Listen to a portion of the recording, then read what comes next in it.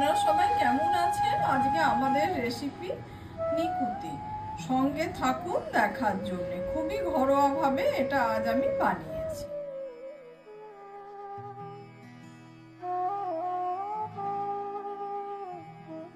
10 minute রেস্টে রেখে দিয়েছি। এবার ভিনিগার মিশ্রিত জলটা দিয়ে দিয়েছি ছানা কাটার জন্য।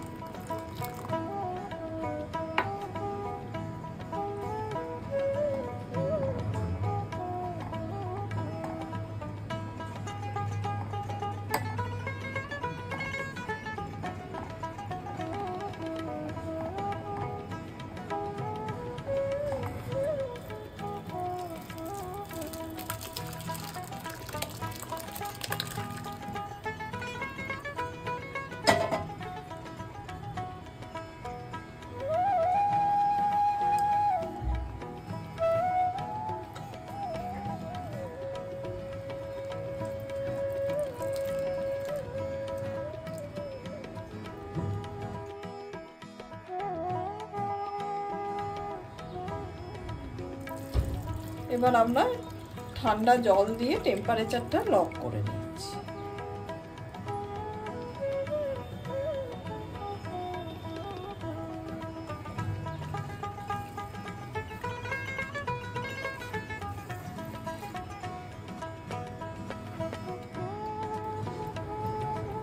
এবার আমরা প্লেটেতে ছানাটা নিয়ে নিচ্ছি।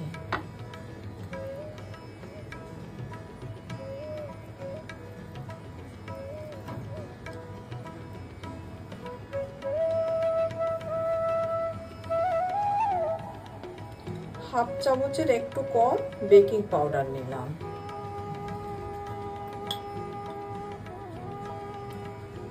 সামান্য একটু নুন দিলাম। এবার আমি গোবিন্দভোগ চালের গুঁড়ো 2 চামচ দিচ্ছি। যদি প্রয়োজন হয় আরো 1 চামচ দিতে পারি। গোবিন্দভোগ চালের গুঁড়ো যদি না থাকে সেক্ষেত্রে আপনি এমনি নর্মাল চালের গুঁড়ো ব্যবহার করতে পারেন।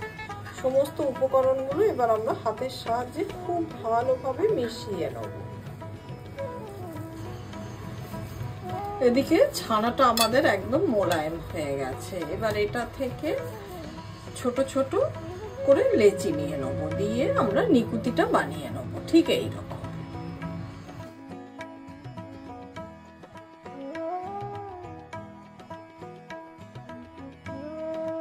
ভেজিটেবল অয়েল গরম করতে বসিয়ে দিয়েছি। তেলের টেম্পারেচারটা কিন্তু সবসময় মিডিয়ামে রাখবেন, মানে গ্যাসের ফ্লেমটা যেন মিডিয়ামে থাকে। তেলটা যেই অল্প গরম হয়েছে হাতের সাহায্যে দেখে নেবেন। সেই সময় আমরা এবার নিকুতিগুলো ছাড়বো। খুব হাই হিটে কিন্তু আমরা ভাজবো না, তাহলে কিন্তু ভেতরটা কাঁচা থেকে যাবে আর ওপরটা পুড়ে যাবে।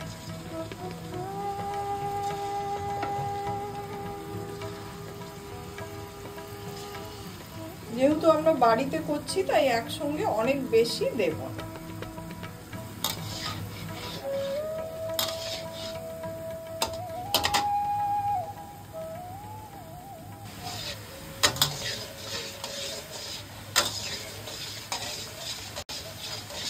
ক্রমাগত নেড়ে যেতে হবে, কালচে করে ভাজতে।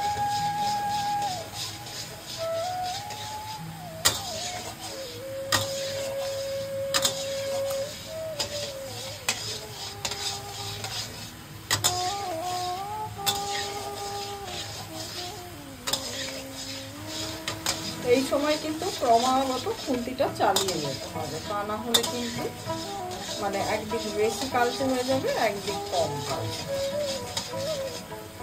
চারিদিক যাতে সমানভাবে হয় সেই জন্য ঘুরিয়ে ঘুরিয়ে ভাজতে।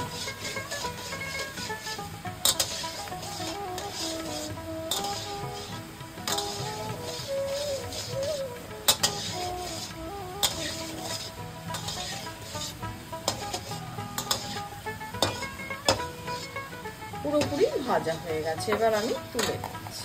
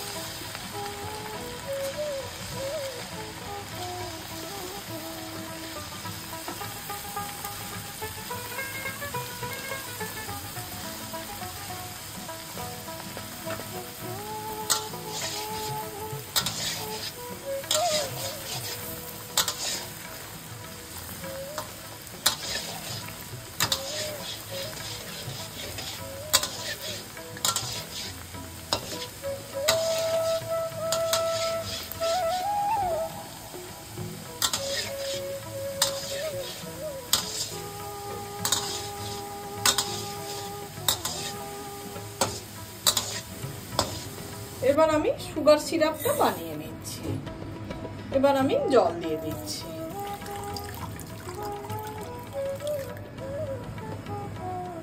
এদিকে সুগার সিরাপটা আমাদের রেডি হয়ে গেছে, যেন একটা স্টিকি ব্যাপার চলে আসে। রস কিন্তু একতারের হবে। এবার আমি থেতো করে রাখা ছোট এলাচের গুঁড়ো ছড়িয়ে দিলাম। এবার আমরা ভেজে রাখা নিকুতিগুলো দিয়ে দিচ্ছি।